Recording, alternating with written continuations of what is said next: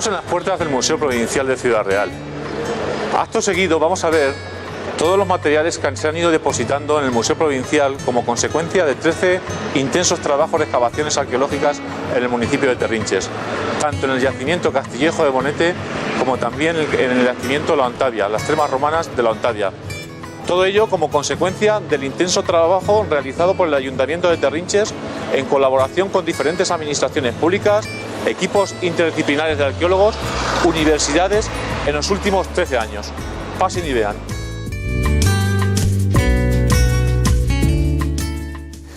La cultura de las motillas es una cultura importante, no solo desde el punto de vista provincial o regional, sino que está descrita en los manuales de literatura científica y de divulgación al hablar de la prehistoria, y no solo en España, sino también internacionalmente. Y como es algo que sucede sobre todo en la provincia de Ciudad Real, también el sur de la provincia de Toledo y un poco el oeste de la provincia de Albacete, pues el Museo de Ciudad Real es el que, de la Junta de Comunidades de Castilla-La Mancha, el que dedica más espacio expositivo a explicar esta cultura de las motillas y la del bronce. Lo que tenemos a nuestras espaldas son unas estelas de Guerrero. En estas estelas de Guerrero es interesante porque aparecen materiales de esta edad del bronce dibujados, como por ejemplo unas espadas o unos cascos de cuernos, o aparecen también escudos, pero vamos a ver qué hay en esta sala. La sala en la que se muestran las fases más recientes de la prehistoria de La Mancha cuenta con reproducciones, por ejemplo, de enterramientos, como este de La Encantada, o también exposición de esas primeras actividades metalúrgicas de la historia de la humanidad sucedidas aquí, en la época de la cultura de las motillas. Y en estas vitrinas hay dos de ellas, concretamente, que muestran materiales de Castillejo del Bonete. Vamos a verlos en detalle. En los túmulos de Castillejo del Bonete nos aparece material de muy diverso tipo. Allí enterrado, junto a los restos de los difuntos, nos aparece una colección metálica de metales, de piezas, la verdad es que muy numerosa y también en muy buen estado de conservación. Aparecen objetos de adorno personal elaborados sobre hueso de animales, y aparece también industria lítica, aparte de material cerámico, muy abundante también. Por ejemplo, tenemos este tipo de puntas de flecha. Las llamamos puntas de flecha de tipo palmela porque pues tienen esta forma peculiar, obedecen y responden a una época muy concreta de la historia de la humanidad. Tenemos también este tipo de agujas muy apuntadas, en un excelente estado de conservación y que hoy todavía podrían ser plenamente funcionales, son operativas. Y tenemos cinceles de sección, no como las agujas circular, sino en este caso cuadrangular. Quiero llamar la atención sobre esta punta de flecha de tipo palmela también, que tiene el pedúnculo doblado, porque nos apareció en una tumba, no metida dentro de la tumba, sino encima de una hoguera que está sellando la tierra con la que enterraron a los muertos. Es decir, encienden una hoguera encima de los difuntos y a esa hoguera lanzan esta punta de flecha, la lanzan o la clavan, y en ese acto de depositar con fuerza la punta de flecha, lo que hacen es doblarle el pedúnculo, que es la parte en la que se enmangaba el astil. Nos apareció en las cenizas de esa hoguera, que estaba encima del nivel de tierra que estaba sellando la tumba 4 concretamente. Tenemos también en Castillejo del Bonete adornos personales como estos incisivos de cérvido que probablemente son colgantes de adorno personal, o estas cuentas tubulares. Son unas cuentas chiquitinas que están preparadas para separar otras cuentas menores, son separadores de collar, o bueno, para funcionar directamente como objetos de adorno. Y quiero llamar la atención también sobre algunas piezas de material muy espectaculares, como este brazal de arquero, que apareció precisamente junto a los restos de un individuo masculino en la tumba 4. Este brazal de arquero es una pieza de piedra que protege el antebrazo precisamente en el momento del disparo para que la cuerda del arco no roce esa parte sensible de la piel fina del antebrazo de la persona. En este caso es un brazal de arquero que nos aparece precisamente en junto a los restos del difunto en su posición funcional, y que además es muy significativo porque es espectacular por lo grande que es. Vamos a ver otros materiales. Este es un puñal de remache, de un remache, tiene un remache por un lado y otro remache por otro lado, en cuyo enmangue tiene restos de madera y tiene adherencias que son una concreción procedente de la vaina de la piel de cabra en la que estaba enfundado este cuchillo. Y además en este resto de piel y pelo que aquí hay, que está ya meteorizado y fosilizado, hay restos de un artrópodo que estaba parasitando precisamente esa piel. Es decir, todo el conjunto importa no solo por el dato del metal o de la pieza, sino también por todo el contexto que nos ayuda a reconstruir. Es una pieza que no es de bronce, es de cobre arsenicado. Es decir, no tiene todavía una aleación de estaño. Esto nos ayuda a datar esta pieza, porque es una pieza muy de las fases iniciales del bronce y no tanto del bronce final. Y además hemos hecho análisis de isótopos a estas piezas y otras de Castillejo del Bonete, y sabemos que una buena parte de la colección de metales de Castillejo del Bonete procede de mineral extraído de las minas del entorno de Linares. Y cabe descartar, en cambio, que vengan toda la colección de metales de Castillejo del Bonete de las minas del sureste o de las minas de la zona de Murcia. No tenemos metal de estas zonas. Esto nos habla naturalmente de la redistribución de materiales.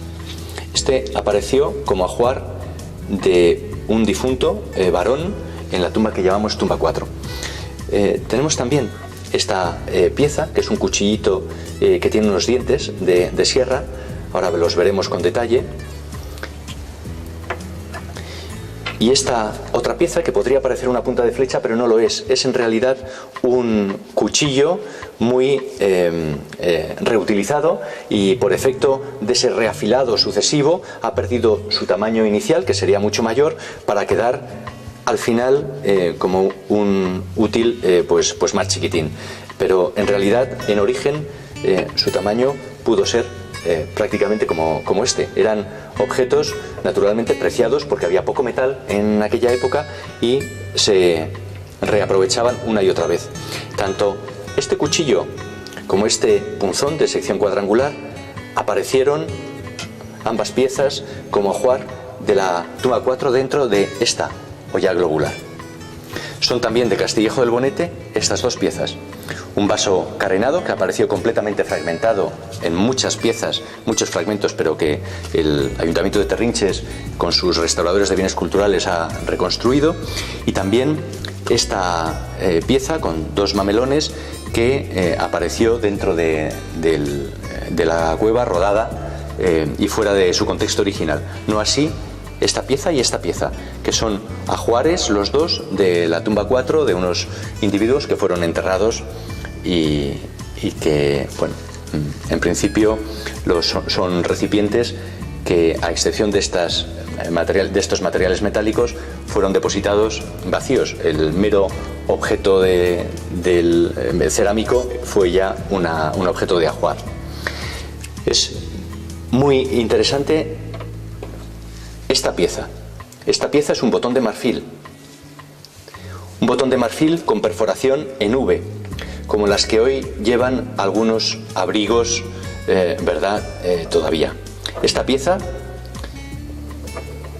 aparece junto a esta pieza, que también es otro botón de marfil de perforación en V, pero como podéis ver son distintos. El hecho de que esta gire ahora y sea difícil de colocar es porque se llama de galapa o de caparazón, porque la barra de la que fue cortado, del colmillo de marfil, tenía esa forma cilíndrica, mientras que esta barra de la cual procede este botón era una barra prismática de otro tipo. En ambos casos aparece en su interior restos del cordón de esparto que cosía esta pieza al vestido o a la prenda que llevaba el difunto, porque aparecieron los dos en una tumba también. Y bueno, son piezas en las que se aprecia perfectamente los anillos de crecimiento del colmillo del elefante, que en este caso probablemente fuera un animal africano. No había en época de la vida y de uso de Castillejo del Bonete elefantes en la península ibérica, y son otros materiales que nos hablan de tránsito, en este caso no solo interregional sino intercontinental incluso. En los túmulos de Castillejo del Bonete, la costumbre que tenían, ritual, no era como la nuestra, que es que enterramos a unos difuntos y en principio los dejamos descansar en paz. En este caso volvían recurrentemente a los túmulos, al yacimiento, para probablemente momentos significados vinculados con unos eventos astronómicos, quizás en los solsticios, seguro, porque tenemos corredores orientados al sol, pues volvían al lugar a mover los huesos de los muertos. Es decir, primero enterraban a los muertos en unos sitios. A partir de ahí, cuando estaban descarnados y esqueletizados, cogían esos huesos y los llevaban a otros lugares, sobre todo, pero no eran muy meticulosos con esto. Cogían sobre todo los huesos grandes, los huesos largos, los cráneos, y no todos los huesos los recogían.